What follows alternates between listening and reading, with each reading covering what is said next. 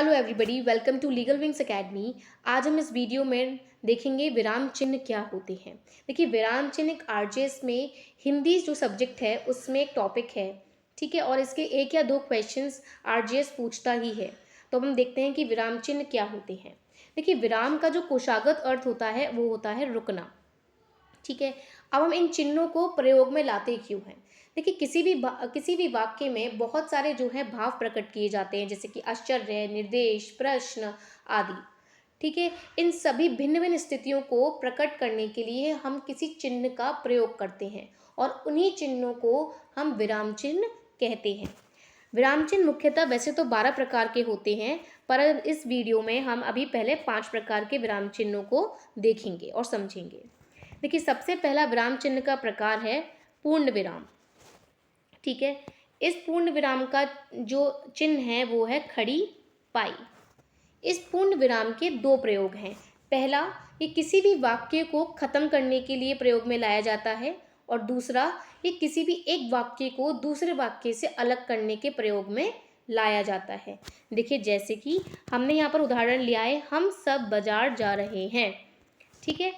तो जब हमें ये पूरा वाक्य खत्म करना है तो हमने इसमें खड़ी पाई का प्रयोग करके इस वाक्य को खत्म कर दिया है, और हम इसकी बाद दूसरा जो वाक्य है वो शुरू कर सकते हैं। विराम चिन्हों का दूसरा प्रकार है अल्प विराम। अल्प विराम का चिन्ह है ये, जो हम इंग्लिश में कॉमा का यूज़ करते हैं उसी तरीके से ये भी एक अल्प विराम का चिन्ह है, ठीक है।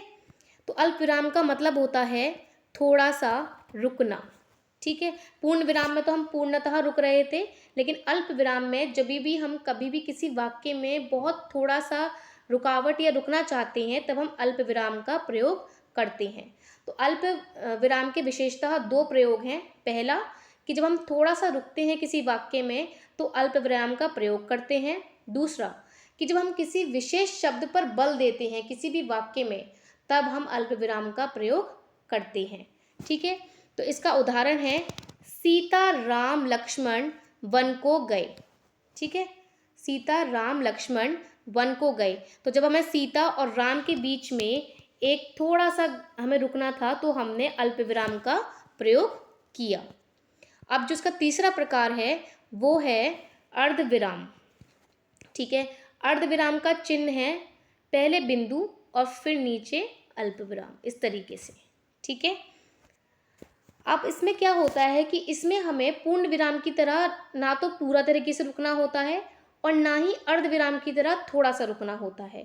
मतलब इन दोनों के बीच में, यानी कि पूर्ण विराम और अर्ध विराम के बीच में जो भी रुकावट होती है उसको हम अर्ध विराम कहते हैं। मतलब कि जब हमें पूर्ण विराम से कम रुकना होता है और अर्ध विराम से ज़्यादा रुकना होता है तब हम अल्प विराम से ज़्यादा रुकना होता है तब हम अर्ध विराम का प्रयोग करते हैं, ठीक है। जैसे कि हमने उसमें उदाहरण लिया है, वह कब आएगा मैं नहीं जानता, ठीक है।